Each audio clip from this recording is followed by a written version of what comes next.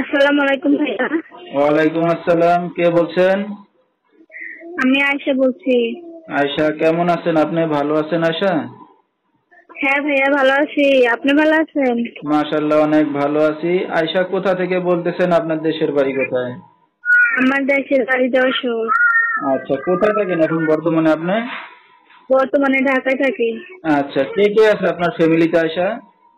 ফ্যামিলিতে আমরা 3 বোন, আর আমার মা আর আমার বাবা। আচ্ছা আচ্ছা। তো আয়শা, কি করেন আপনি এখন? আমি ছেলেতে কাম করি। আচ্ছা, আয়শার বিয়ে শাদী হয়েছে কিনা? না, বিয়ে শাদী হয় নাই। আচ্ছা, ঠিক ভাড়া আছে। রুম তো ভাড়া দর্শক দিচ্ছি। শুনতে থাকুন আজকে আয়শার জীবনের গল্পগুলো ধৈর্য সহকারে। ফুল ভিডিওটি দেখলে মোবাইল নাম্বার পেয়ে যাবেন, সরাসরি যোগাযোগ করতে পারবেন আয়শার সাথে। তো আয়শা, আপনার বাবা কি করে এখন? উম, বাবা কিছু করে না। বাবা বাবা পাগল। আচ্ছা, আর আপনার মা? আমার মা বাসা বাড়িতে কাজ করে, মানুষের বাসায়। ঠিক আছে, মানে আপনিও কাজ বাজ করেন, আপনার মাও কাজ বাজ করে। হ্যাঁ, আমার মাও কাজ করে, আমিও কাজ করি। ঠিক আছে। তো আপনার তো দুইটা বোন আছে, আপনি সবার বড় না আপনার বোন বড়, কোনটা? আমি সবার বড়। আচ্ছা, তো আয়শা লেখাপড়া কতদূর করছেন আপনি? আমি লেখাপড়া করি নাই ভাইয়া, খুব গরিব ঘরের মাইয়া তো, তাই। আচ্ছা আচ্ছা, লেখাপড়া শিখতে পারেন নাই। তো এখন যেখানে আছেন নিজেদের বাড়িঘর না বাসা ভাড়া নিয়ে থাকেন? রুম ভাড়া নিয়ে থাকি ভাইয়া, নিজেকে বাড়ি ঘর নাই। দর্শক আছে। দেশের বাড়িতে আছে না?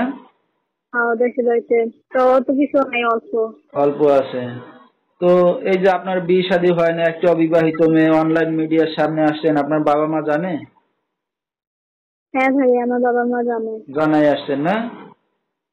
ঠিক আছে। তো এখন এই যে আমার মিডিয়ার সামনে আসছেন, তো কি উদ্দেশ্য করে, কি চান দর্শকদের উদ্দেশ্যে? ভালো মনে হয়েছে মানুষরাই যে সবসময় পাশে থাকছে। আচ্ছা, একদম মশলা মানুষকে চাল লেগে যেতে, ভালো মানুষ তো পাওয়ার একটা জন্য। ভালো মনের মানুষ পাইলে কি করবেন এখন? কিন্তু অন্য সারা জীবন পাশে দেখাইতে পারবো। আচ্ছা, বিয়ে শাদী করে আছেন এখন?